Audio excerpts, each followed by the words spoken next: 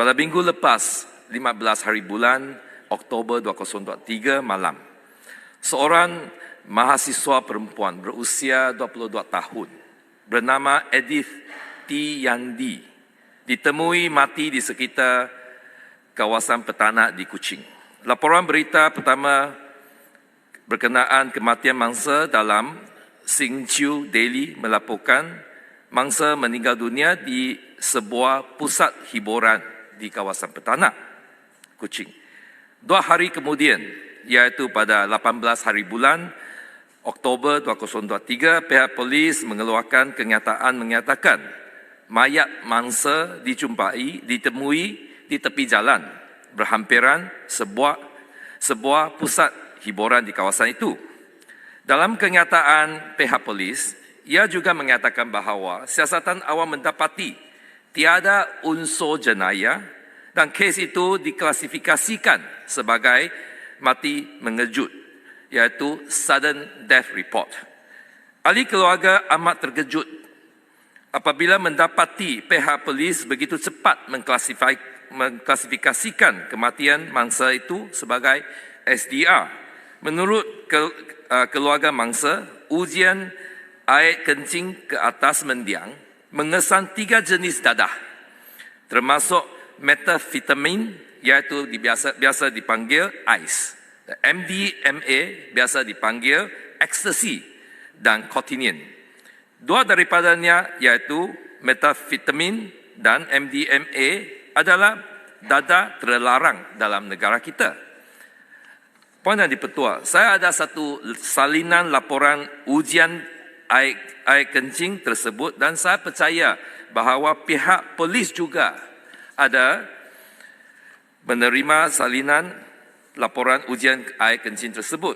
Bagaimana seorang perempuan muda boleh mati secara tiba-tiba? Ini adalah satu soalan keluarga dan kawan mangsa yang amat menginginkan jawapan, terutamanya memandangkan ujian air kencing mangsa positif bahan terlarang.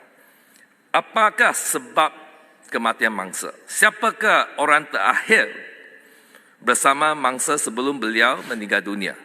Adakah beliau didorong, dipaksa atau secara sukarela mengambil dadah? Memandangkan beliau masih pelajar universiti dan balik Kuching untuk bercuti, dari manakah beliau mendapat dadah itu? Adakah beliau mati di pusat hiburan atau beliau mati di tepi jalan seperti yang dilaporkan oleh pihak polis? Seorang gadis muda takkan mati secara tiba-tiba tanpa sebarang sebab. Dengan kesan 2 bahan terlarang dalam ujian air kencing mangsa, sama ada di pusat hiburan atau di tepi jalan. Bagaimana siasatan polis boleh begitu cepat dan tergesa-gesa membuat kesimpulan bahawa tiada unsur jenayah dan dengan itu mengklasifikasinya sebagai SDR, dan adakah polis akan tutup kes sebegitu saja? Jika kita serius dalam memerangi penyalahgunaan dadah, kes ini tidak sepatutnya ditutup dengan begitu mudah. Tambahan pula, bagi mencari kebenaran kematian Edith, saya mengesah pihak polis menjalankan siasatan rapi berhubung kejadian ini.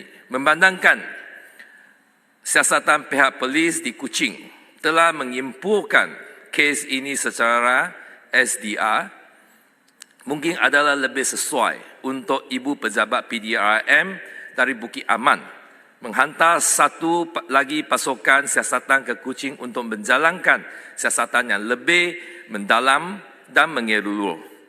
Seperti yang saya katakan tadi, penyalahgunaan dadah semakin berleluasa sejak akhir-akhir ini di Kuching dan Sarawak. Kami sebagai rakyat biasa hanya boleh bergantung harap kepada pihak polis untuk melindungi kami dan anak-anak kami daripada penyalahgunaan dadah ini. Mungkin jika pihak polis lebih berhati-hati, berkesan dan lebih tegas terhadap penyalahgunaan dadah dalam beberapa tahun kebelakangan ini, nyawa Edith akan diselamatkan. Namun apa-apa pun, kita berharap tragedi sebegini tidak akan berulang lagi pada masa depan. Justru saya mengesah agar PDRM mempertingkatkan usaha dalam memerangi isu penyalahgunaan data bukan sahaja di Kuching, malah di seluruh Sarawak dan negara.